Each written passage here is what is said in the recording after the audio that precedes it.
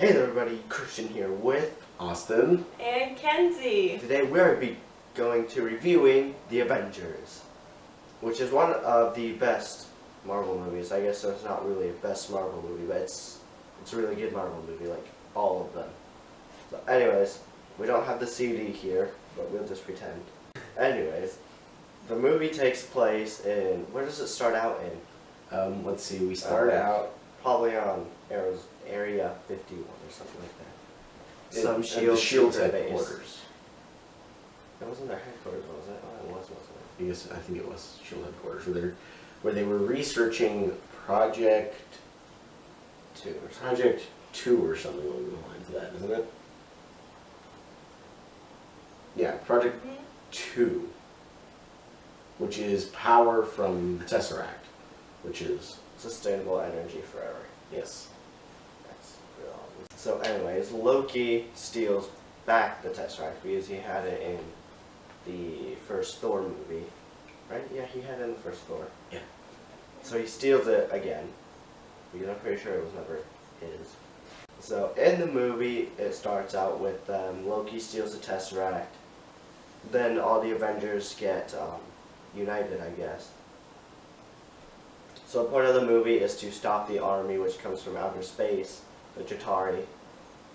And then they basically just fight the whole movie. That's pretty much all every movie is these days. But anyway, so there's a lot more to it than that, though.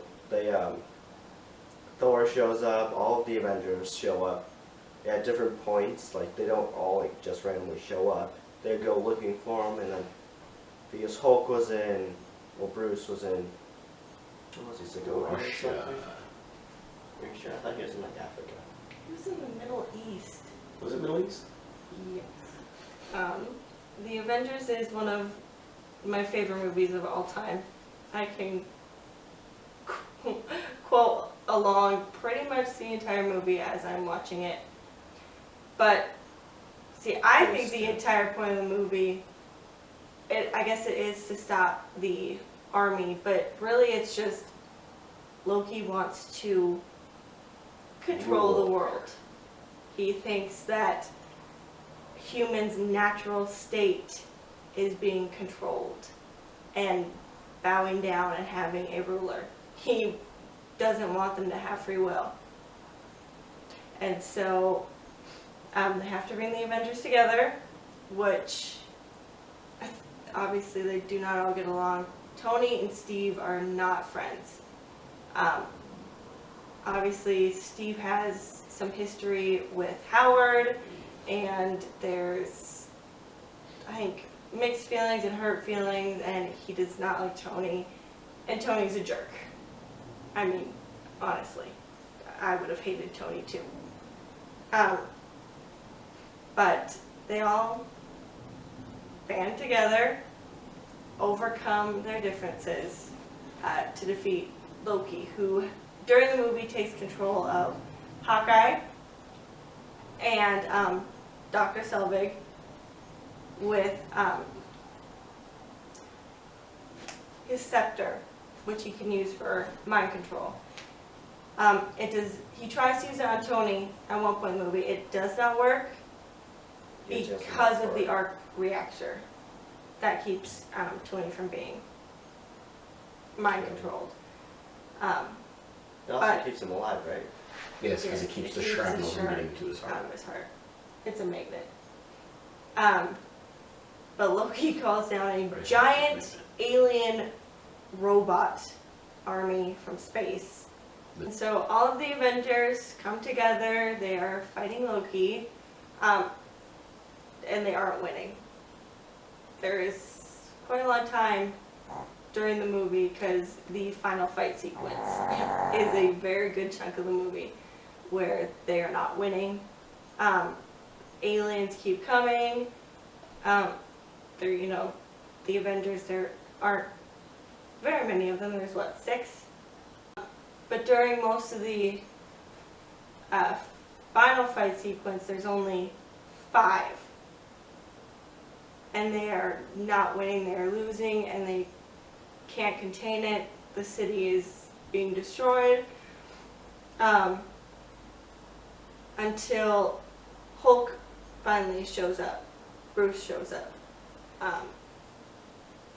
And one of the most famous lines for that movie is, it's time to get angry. And Bruce is like, that's my secret, I'm always angry. And he turns to the Hulk and they begin to win. They get Loki's scepter, turn off the Tesseract. But while they're doing that, the council sends it's a nuke. Is it not a nuke? Mhm. It's a nuke. To blow up New York. To destroy all of the aliens and Loki and everything, since the Avengers are not winning. And so Tony has to take it and direct it into space, into this giant wormhole where all of the Chitauri are coming from. To let it detonate without hurting any people. And you think for a split second that Tony's gonna die. Thank goodness he does not. And then they capture Loki, and Thor takes him back to Asgard. But before that, they sit down and they eat some shawarma together. But basically, Wasn't it after they took him back? nope, Loki's sitting there in handcuffs. I didn't realize. I'll have to watch it again. So yeah, basically the entire point of the movie is to stop Loki from taking over the world, but he was starting with New York. And really it's just your first glimpse of all the Avengers together, and they really grow as a team. And you do see a friendship start to build between Steve and Tony during the movie. My favorite scene is when they captured Loki once. Well, Loki allowed himself to be captured. And they have him on the helicarrier.